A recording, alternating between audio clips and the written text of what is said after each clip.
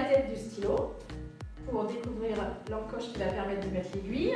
On met l'aiguille jaune dans le trou, la partie carrée dans la partie carrée. Ensuite, on va un peu incliner la tête de l'aiguille, dégager l'aiguille. Ça se fait tout seul.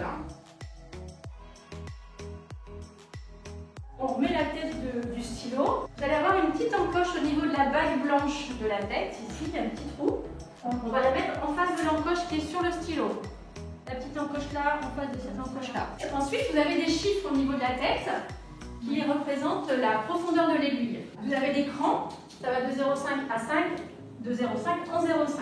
Les premières fois, moi je vous recommande de partir à 5. Le but du jeu, c'est de ne pas se louper, d'accord? Vaut mieux pas se louper à 5 plutôt que de se louper 3 fois à 3 ou à 4. Si vous voyez que ça saigne abondamment et suffisamment pour déposer sur l'appareil, vous baisserez au fur et à mesure la profondeur de l'aiguille en tournant le petit tourniquet comme ça. Donc on se met à 5 en face de l'encoche. Ensuite, on va armer le stylo. Pour armer, c'est comme un stylo bic, on va appuyer sur cette partie-là. Ici, vous avez un petit marqueur transparent. Quand c'est pas armé, il est transparent. Quand vous armez, il devient jaune. Jaune, ça veut dire que je suis prêt à piquer. Et ensuite, pour piquer, on va appuyer sur le doigt et déclencher l'aiguille en appuyant sur ce bouton qui est devenu jaune.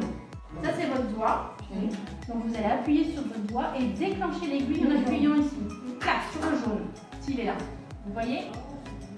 Ce sera la piqûre de votre doigt, il n'y aura pas plus gros. On arme le stylo en appuyant comme sur un stylo bic. Et pour déclencher l'aiguille, se piquer le doigt, c'est sur le bouton jaune.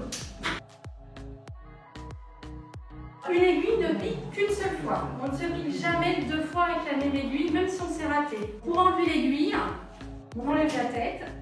Il faut pousser le petit piston comme ça, qui va éjecter l'aiguille. Les aiguilles ne se jettent pas dans la poubelle à la ménagère, il faut demander des boîtes à aiguilles.